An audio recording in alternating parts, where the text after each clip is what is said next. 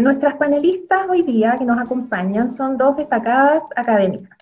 Las voy a presentar a continuación. En primer lugar, Carolina Aparicio Molina. Ella es profesora, diplomada en Género y Trabajo, magíster en Desarrollo Humano y doctora en Educación y Sociedad. Se desempeña como académica en la Universidad Católica de la Santísima Concepción, en el Departamento de Fundamentos de la Pedagogía, realizando investigación y docencia en las áreas de liderazgo educativo y desarrollo profesional docente. Además forma parte del Observatorio de Género de la Universidad Católica de la Santísima Concepción y de la Asociación Red de Investigadoras. Bienvenida, Carolina Aparicio. Y también nos acompaña Carolina Martínez Galás.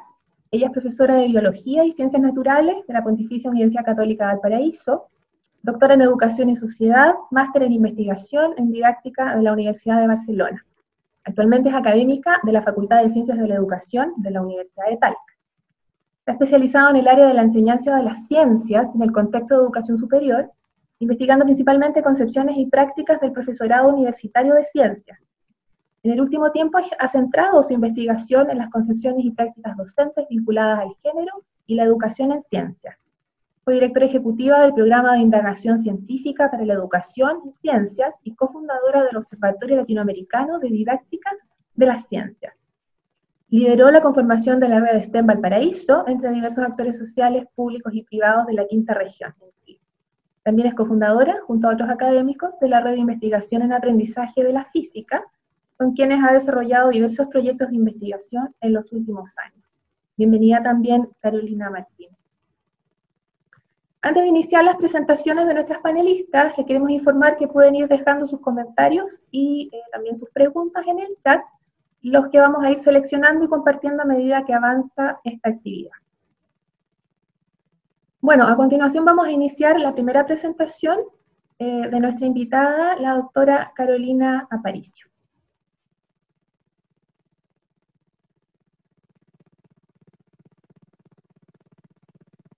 Habilitar el esto. Ahí está. Sí, ahora sí. Gracias, Carol. Muchísimas gracias por la invitación a la Universidad de Talca, ¿cierto? La unidad de género. Es para mí un tremendo agrado, un desafío, bien como dice el conversatorio que le han puesto el nombre, ¿cierto? Es un desafío hablar en este momento sobre esta situación que obviamente nos compete a todos. No hay nadie que pueda estar al margen de lo que estamos viviendo, porque como sociedad estamos inmersos en esta crisis, y ponernos a pensar en oportunidades y desafíos es una tremenda invitación que ya me parece constructiva, positiva, y que por supuesto con agrado recibí, y espero también colaborar y de alguna forma generar esta discusión que ustedes vienen planteando, esta conversación, para que todos nos hagamos partícipes de cómo vamos proyectando esta salida de las crisis. Nos encontramos entonces, primero ustedes nos hablaron sobre la perspectiva de género y cómo obviamente esto se relaciona con la educación y con la situación actual. Y es que cuando nosotros hablamos de educación, hogar y género, son distintas manifestaciones de una desigualdad que ha vivido la mujer, que ha sido evidentemente muy estudiada en razón de una permanente discriminación y desigualdad en todas las áreas del desarrollo social. Y ya al comienzo de esta pandemia, ¿cierto?, el informe ONU Mujer de este año nos decía que, por ejemplo, en las distintas naciones las mujeres tenían menos acceso a la información sobre cómo protegerse ante el coronavirus, y también el tema de salud mental estaban sufriendo mucho más las mujeres que los hombres. Por lo tanto, si la desigualdad y la discriminación hacia la mujer se ha podido visibilizar en tantos ámbitos, la crisis actual, sanitaria, social, por supuesto que también va a estar vinculada. Y cuando nosotros hablamos de desigualdad de género, especialmente, yo quise traerlo este gráfico, ¿cierto?, que plantea en realidad que las brechas, entendiendo que la desigualdad se manifiesta en brechas, ¿cierto?, del acceso a la mujer en distintas etapas de su vida. Por ejemplo, en educación primaria y antes de la educación primaria, ¿cierto?, son menores, pero a lo largo del desarrollo vital de la mujer las brechas se van aumentando. Y estos son motivos multifactoriales que afectan la participación de la mujer en el campo de la educación, del acceso al trabajo, acceso a las universidades, y por tanto también hasta en las pensiones encontramos muchísima desigualdad. Y obviamente esto no va a quedar al margen de cómo vamos a resolver la situación en la cual estamos, y por lo tanto es necesario que seamos capaces de mirar esta situación de discriminación también y poder hacerla parte. Con el tiempo que llevamos de esta crisis, bastante se ha podido ver también de que a las mujeres nos está afectando, incluso hay algunas columnas que se han hecho bastante famosas, ¿cierto? Como la de Hilary Hiner, que publicó en el diario The Clinic, donde se habla de la coronacrisis de los cuidados, siendo las mujeres las que mayormente estarían sufriendo las consecuencias de todo lo que significa el cuidado del hogar, el teletrabajo, y también de las personas que necesitan una mayor atención dentro del hogar. Se pueden ser niños o adultos o personas en situación dependiente. Junto con esto, a esta ya crisis que estarían sufriendo en mayor parte las mujeres, ¿cierto? Hay una situación latente que nos toca ver desde la práctica, ¿cierto? Yo también soy madre, en tanto niños y niñas están estudiando en casa, pero sus demandas no son solamente educativas. Un niño hoy día en casa no solamente nos está solicitando que les ayudemos a lograr los objetivos propios del aprendizaje, sino que hay una carga emocional que está afectando toda la totalidad de las familias, de los distintos tipos de familias, ¿cierto? Por lo tanto, la carga emocional que tiene esta crisis es obviamente un factor relevante y que nos exige también mirar al cuidado y el autocuidado como concepto fundamental. Teniendo un poco en consideración estos elementos, la discriminación y todas las líneas que eso ha permitido desarrollar, así como también todo el tema educativo que hemos ido avanzando desde marzo hasta ahora, cuando ustedes nos invitan a plantearnos sobre oportunidades y desafíos, claro, es necesario ver hacia dónde vamos y también mirándolo de alguna perspectiva positiva, ¿cierto? Y ahí yo quise tomar dos ideas que me gustaría comentar y compartir con ustedes para abrir este conversatorio, para que obviamente las personas que están participando en ella puedan contar desde su experiencia también y compartir.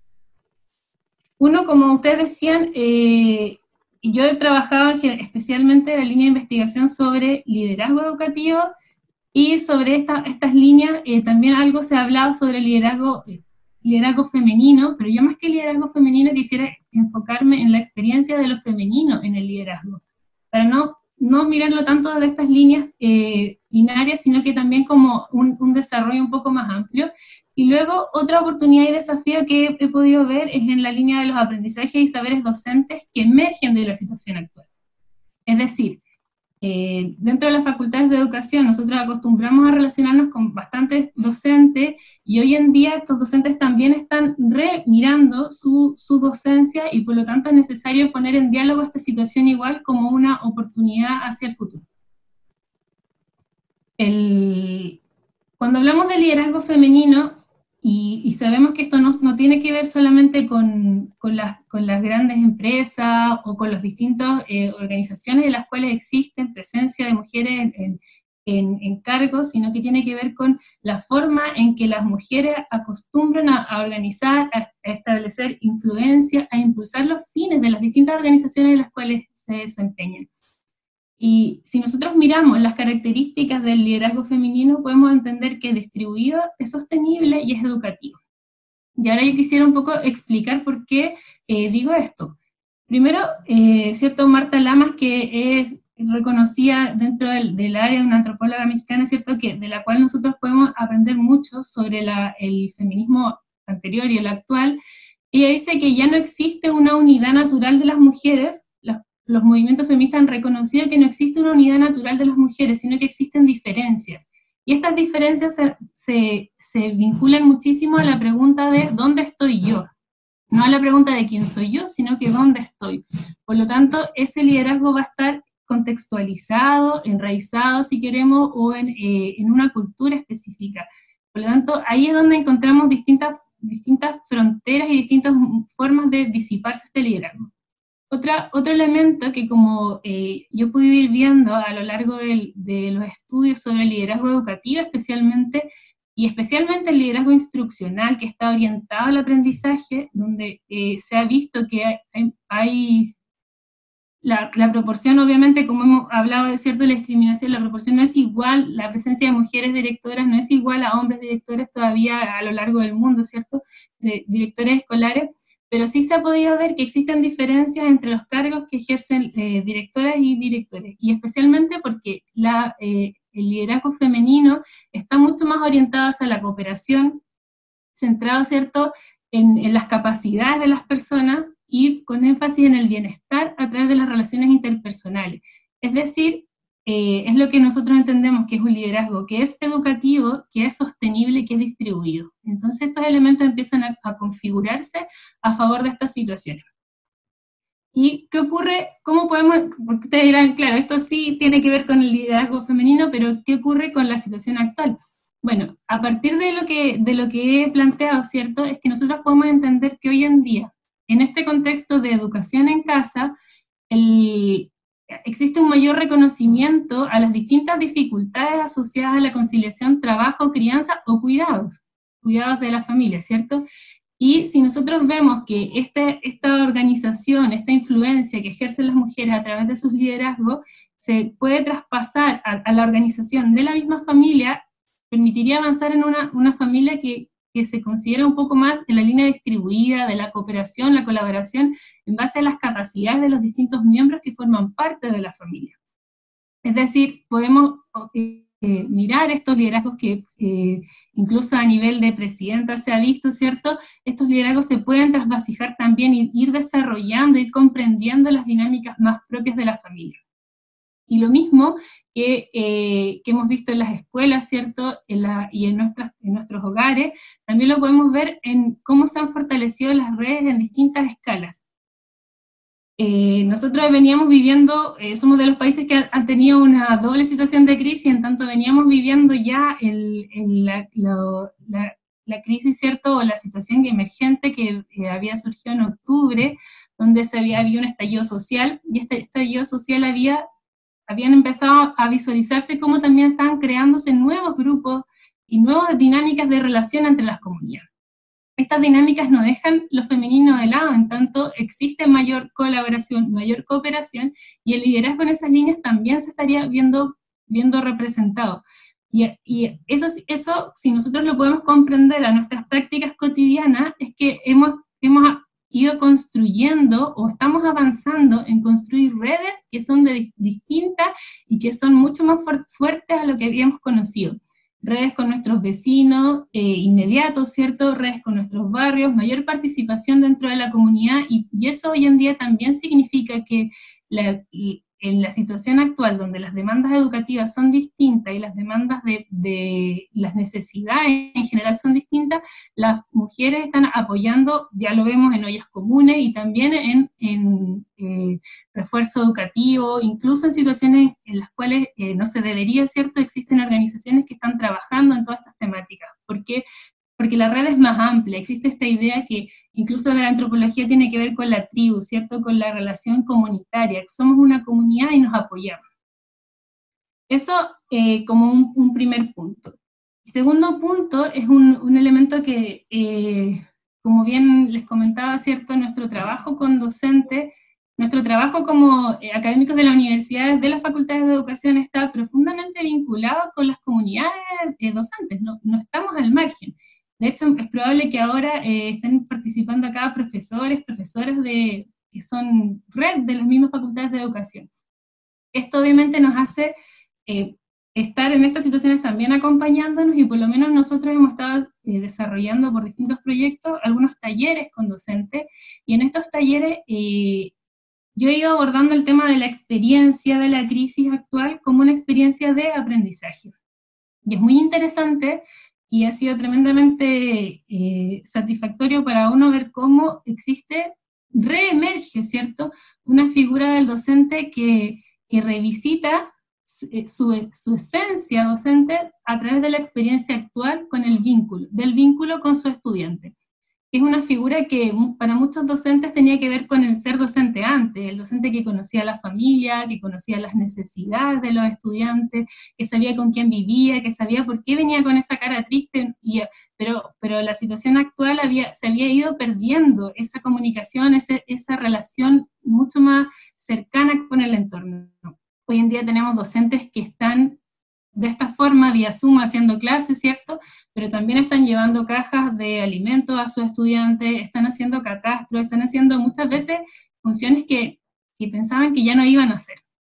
En los colegios esto empieza a emerger y obviamente sí genera estrés, por supuesto, pero no genera insatisfacción, sino que todo lo contrario, los docentes se sienten en una línea de hacer lo correcto y de estar cumpliendo con su trabajo.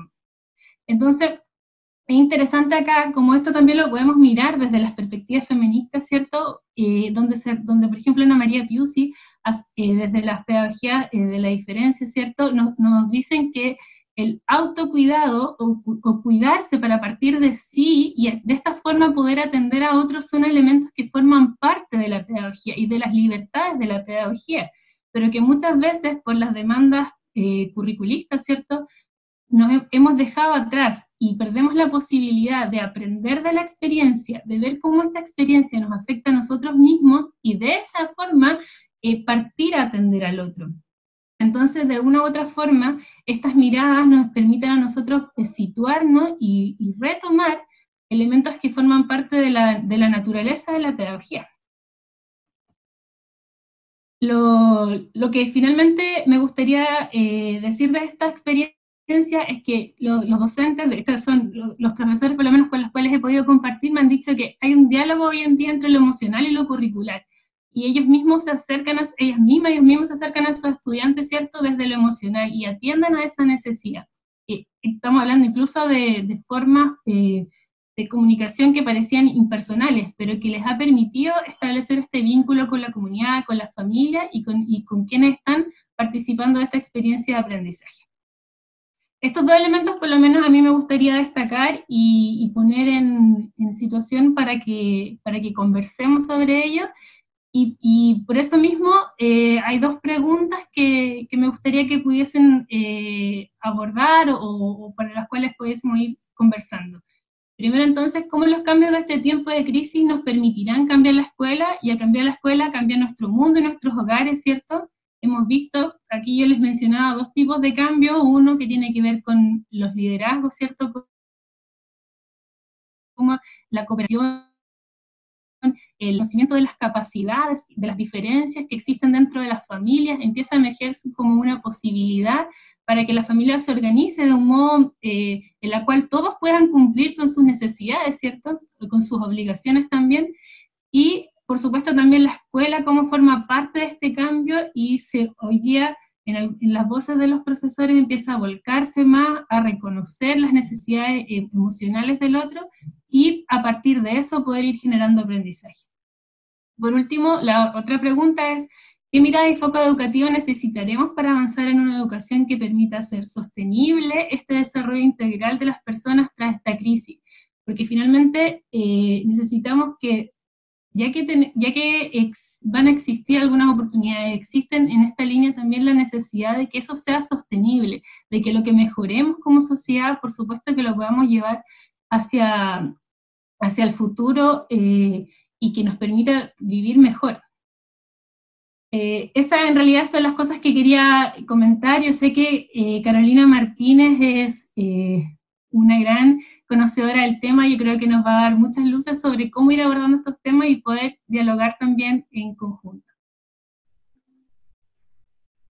Muchas gracias, Carolina, por tu presentación. Estábamos atentamente escuchando y tomando ahí algunos apuntes, y bueno, van surgiendo algunas claves de cómo también ir superando la crisis. Quiero destacar ahí lo que tú mencionabas de la colaboración, de la corresponsabilidad y de la construcción de estas redes con la comunidad, y cómo eso también se puede traspasar a las prácticas en el hogar. El tema este de vincular también lo curricular con lo emocional, como también los y las docentes han ido descubriendo o redescubriendo esas prácticas que probablemente recordábamos como de las antiguas profesoras, que eran como casi las mamás, un poco haciendo el paralelo. Y cómo emergen estos nuevos aprendizajes y saberes también. Es muy interesante tu perspectiva. Carolina Martínez, yo creo que podemos pasar ahora a tu presentación y les recordamos nuevamente que pueden ir haciendo sus comentarios a medida que avanza la actividad a través del chat para que podamos tener este diálogo más adelante. Carolina, por favor. Bueno, hola a todos y a todas. Gracias por la invitación. Uno es aprendiz toda la vida, así que ahí lo que la Caro Palicio me decía, yo nada más vengo a reflexionar junto a ustedes y la idea no es que entre todos y todas podamos generar un espacio de reflexión, de apertura, de enriquecer, ¿no? Las experiencias, las vivencias. De eso se trata, sobre todo en el contexto en el que hoy día nos encontramos. Creo que nos vamos a complementar, ¿eh? Yo escuchaba a la Caro Palicio y creo que hay hartas cuestiones que ella pone sobre la mesa y que, queramos o no, yo voy a tocar, tal vez dando a lo mejor alguna otra óptica, complementando esta idea de las oportunidades y desafíos que tenemos hoy día en términos de repensar, por una parte, ¿cierto?, nuestros estereotipos, repensar esta brecha, y la idea es poder establecer un diálogo con ustedes en términos de desafíos, oportunidades y proyecciones. Bueno, la primera imagen yo creo que es generalmente, uno dice, bueno, ¿qué es lo que uno ve ahí?, ¿no? Y todos dirían, una familia, ¿cierto? Y entonces, claro, hay una familia. Yo creo que hay familias diversas. Hoy día yo creo que una de las cuestiones esenciales para poder ir intentándonos ver y repensarnos y reconstruir o resignificar, entender que las familias hoy día son diversas y que esta educación en casa es súper diversa, ¿sí? Y eso, ¿cierto?, nos abre la posibilidad de situar diferentes perspectivas y de poder ver cómo atendemos o cómo generamos estas redes de colaboración que planteaba Carolina en esta diversidad, ¿ya? Otra cuestión importante, yo hice un ejercicio y puse en el buscador, en el Google puse educar en casa, y miren lo que me apareció. Esas imágenes. De hecho, educar en casa uno lo pone y me llamó muchísimo la atención estos 10 principios de una mamá educadora. Un poco, ¿no?, invisibilizando o en cierta medida mostrando nuevamente como este estereotipo que tenemos sobre quiénes tendrían que hacer la educación en casa, o en este contexto que hoy día tenemos acerca de cómo se está llevando esta educación en casa. Y la primera invitación, ¿no?, es a pensar o repensar, ¿cierto?, estos estereotipos con los que lidiamos. Yo creo, y coincido también con lo que señalaba Carolina, que esta pandemia nos ha traído fuertes, o ha visibilizado, digamos, esta brecha que existe en términos de los roles y los estereotipos o las ideas de el trabajo de las madres, los padres, ¿no?, los cuidadores, las cuidadoras, y un poco ha dejado en evidencia cuestiones que creíamos, al menos que teníamos superadas, o íbamos en vías de superación, ¿no? Y eso tiene que ver con que hoy día tenemos nuevamente la instalación de fuertes protocolos, ¿cierto?, contra la violencia doméstica, que la hemos visto fuertemente, ¿cierto?, o sea, está muy fuerte y es una problemática global, ¿no?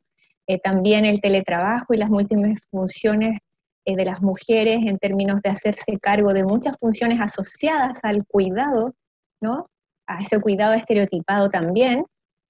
Y bueno, y ahí un tuit que ha dado vuelta, ¿no?, que es un poco añejo, pero en realidad muestra un poco esta idea de la mamá múltiple, ¿no?, y de la necesidad o de cómo se lleva esta carga de trabajo en la casa, ¿sí? Ya nos han alertado, y esto efectivamente yo creo que es ya más de consenso global, ¿no? Sabíamos ya antes de la pandemia, como decíamos, que teníamos un problema no menor asociado a la violencia o a la agresión física, sexual que viven, digamos, las mujeres, y que claramente durante el último tiempo se ha acentuado. También hay no sé si, yo creo que es la visibilización de esta brecha, ¿no? Un poco el cómo sabemos que el 70% más o menos del personal sanitario es mujer, y sin embargo, cuando pensamos en la toma de decisiones o los líderes de actuación, ¿no? En estos roles, inclusive de liderazgo femenino, obviamente quienes están ahí en toma de decisiones no precisamente es representativo del volumen o de la participación femenina que existe en estas áreas, ¿sí? ¿Para qué decir, cierto, esto y lo que vivimos con respecto al trabajo no remunerado? Ya desde antes de la pandemia, por así decirlo, y lo que ha ocurrido ahora respecto del cierre de colegios y sobre cómo las mujeres se han volcado, ¿no? A atender y cuidar, asumiendo las tareas de cuidado de otros y otras, ¿no? Entonces, yo pongo entre preguntas, ¿no? Entre signos de pregunta, pongo, bueno, ¿hay brecha? ¿Hay brecha? ¿Y por qué siempre un poco llegamos a esto? Porque creo que muchas veces se pregunta si la brecha es real. O sea, a veces pasa mucho como este cuestionamiento de decir, pero ¿y en este siglo todavía estamos discutiendo esto? Y esto ya no se trata de feminismos o posturas radicalizadas, al contrario, se trata, ¿no?, de poder ir al encuentro de un otro, de entender la diversidad, de entender las miradas más bien en la línea de la pluralidad y de los estereotipos, y de repensar cómo nuestros propios prejuicios, ¿no?, terminan convirtiéndose en acción, ¿no? Hay ya una demanda global. Efectivamente, yo creo que tenemos un desafío asociado a cómo nos hacemos cargo, ¿cierto?, de esta crisis sanitaria en el contexto de atender a la brecha de género. Y cómo, ¿cierto?, pareciera ser, tal como lo planteaba, ¿cierto, Carolina, la posibilidad de un liderazgo femenino con toda la connotación que tiene, podría ser una salida muy positiva y una oportunidad para resignificar el rol de la mujer en diferentes ámbitos del conocimiento. Y sí, y quiero decir que las pandemias sí saben de brechas de género, ¿sí? O sea, no podemos obviar y no podemos, digamos, decir que esto no está sucediendo. Al contrario, es un desafío y es nuestro deber de diferentes roles como educadores, en diferentes áreas del conocimiento, digamos, atenderlo o intentar aproximarnos a entenderlo. Siempre cuando uno también dice, bueno, ¿y por qué hay tantas campañas hoy día asociadas, ¿no?, a que las niñas pueden, a que las niñas efectivamente, ¿cierto?, podamos estar por una educación libre de sexismo, donde efectivamente puedan o podamos ofrecer oportunidades para que resignifiquen sus roles y los estereotipos? Pues bueno, porque efectivamente yo creo que más aún hoy en día, ¿no? Ya lo llevamos diciendo hace bastante rato, pero hoy día yo creo que con todo lo que está sucediendo tenemos el desafío y la oportunidad de repensar lo educativo, de repensar los estereotipos, de repensar, de reconstruir la mirada que queremos de la escuela, de los profesores y de las relaciones y las alianzas virtuosas entre el profesorado, la escuela y la familia. Yo creo que hoy día estamos en un momento clave para que todas estas representaciones, ¿cierto?, culturales, todos estos prejuicios que tenemos, que se clasifican y que se entienden como estereotipos, ¿cierto?, efectivamente puedan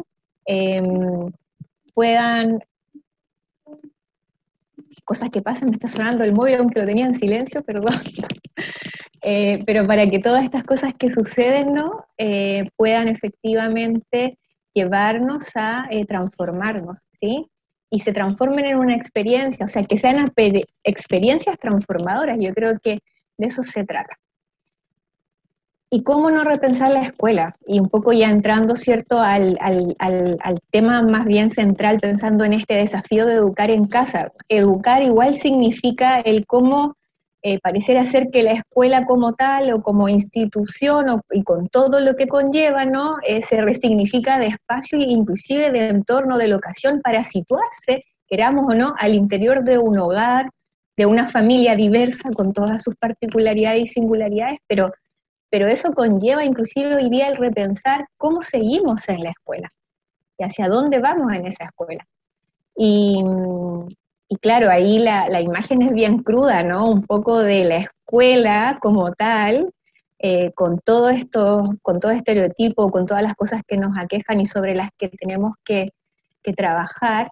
Al mismo tiempo, ¿cierto? Siempre la oportunidad de que los niños y las niñas nos dicen cuándo viene la escuela alternativa y ojalá que esa alternativa o esa escuela alternativa llegue pronto.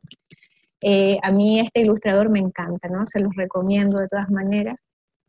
Pedagogo italiano que además es ilustrador, Prato, ¿no? Y no sé si han visto este último viñeta que ha sacado, ¿no? Donde un poco hace entrever, ¿cierto?, el que pasa con los niños y las niñas respecto de la pandemia.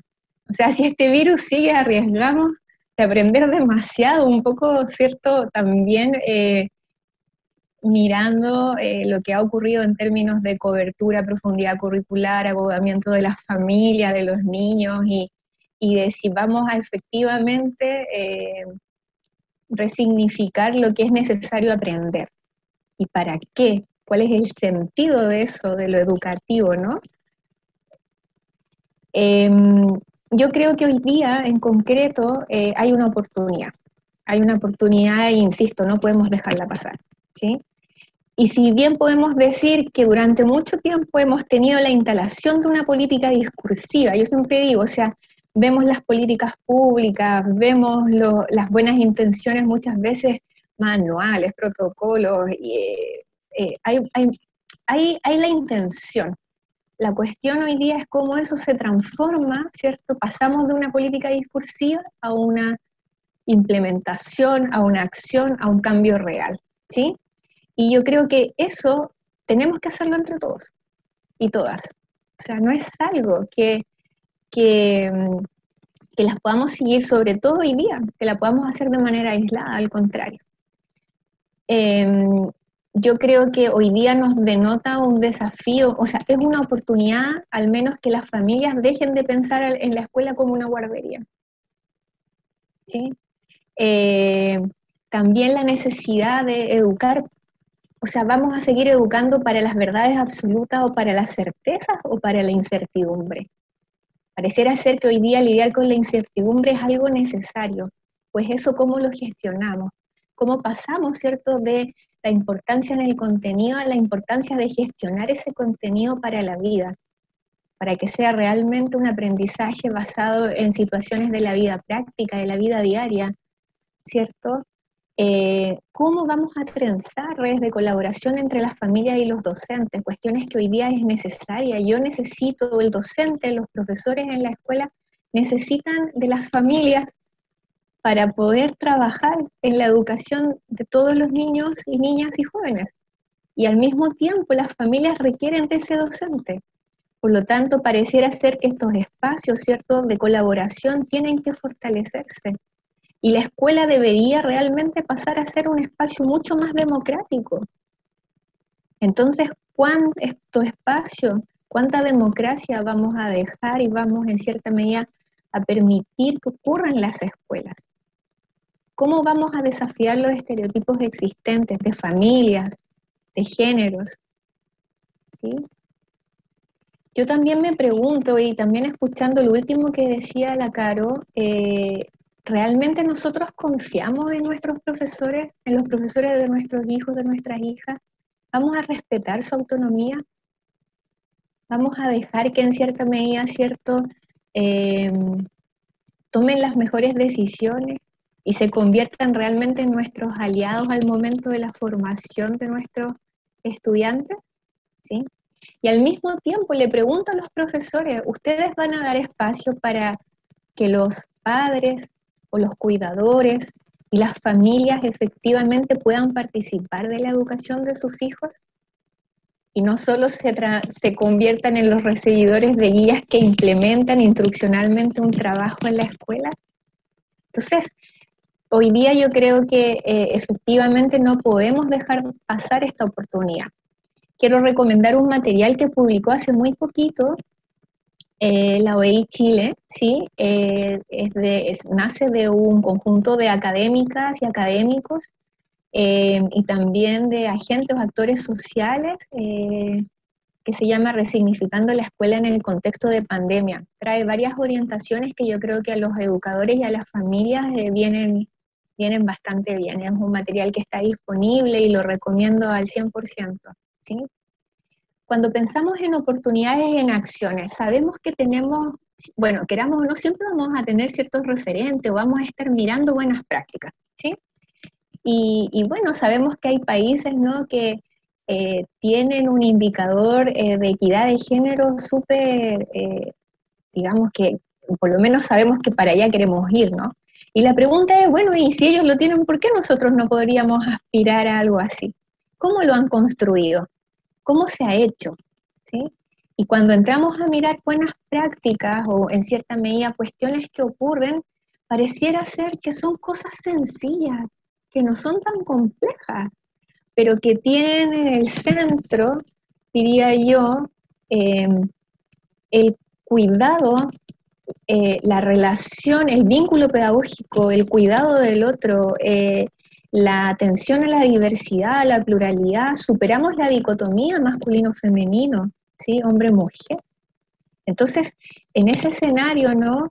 Hay muchas características que al menos en el contexto escolar nos permiten reconocer buenas prácticas asociadas a miradas coeducativas, ¿sí? Cómo se sensibiliza la comunidad, cómo la familia tiene participación, cómo se surge de las necesidades de los docentes y de las familias, y no son cuestiones más bien, ¿cierto?, impuestas por las políticas discursivas, ¿no? Más bien nacen de una necesidad sentida y desde ahí se construyen. Entonces, hay muchas cuestiones. Yo creo que hoy día tenemos un escenario de oportunidades que podríamos atender. Y bueno, y con esto hay 4 ideas asociadas que me parecen interesantes. Yo creo que para quienes estamos en casa, ¿cierto?, educando y acompañando a nuestros hijos o a los menores que podemos tener al cuidado, yo creo que o sea, lo importante del juego, la importancia del juego, el juego libre, sin estereotipos, el buscar espacios para que efectivamente, ¿cierto?, los materiales que se usen o que los profesores y profesoras envíen no sean estereotipados, desafíen los roles. Yo creo que el visibilizar a los autores, a las autoras de esos materiales, de los libros, de los cuentos, de los textos, y siempre pensando en problematizar la brecha. O sea, acá hay un trabajo que se hace en edades tempranas. Lamentablemente las mujeres, sobre todo para mi área, que es la ciencia, la tecnología, a los 6, 7 años ya creen que no son capaces con las matemáticas y las ciencias, y hay una definición de su autoconcepto que no es menor. Por lo tanto, hay un trabajo muy importante que hacer, sobre todo en edades tempranas, ¿cierto? Al mismo tiempo, el cómo valoramos la dimensión femenina del cuidado de un otro, y de cuidar de otro y de cuidar de sí, como decía la Caro, ¿cierto? Hijo. Y al mismo tiempo me parece muy, muy relevante el que si pensamos en la formación del profesorado en la escuela, también tenemos que pensar en cómo incorporamos en esa formación a las familias. O sea, hoy día pensar en escuela para padres, el poder prevenir, inclusive, ¿cierto?, en este nivel, la violencia entre el estudiantado, y pensar planes de formación coeducativa en estas alianzas es algo vital. Yo creo que estamos en un escenario tal vez que ha hecho visible la brecha, muy visible, nos ha dado muy fuerte, pero también al mismo tiempo es una oportunidad de resignificar los estereotipos y de poder trabajar en alianzas virtuosas. Así que con eso ya voy cerrando y la idea, tal como decía Caro, es que podamos compartir algunas experiencias, mirarnos, escucharnos. Creo que hoy día es vital para reflexionar en conjunto. Muchas gracias. Muchas gracias, Carolina Martínez. Bueno, vamos a cerrar. Muchas gracias a todas y a todos los participantes y quedamos, por supuesto, a su disposición. Y bueno, que tengan todos un buen término de semana. Muchas gracias.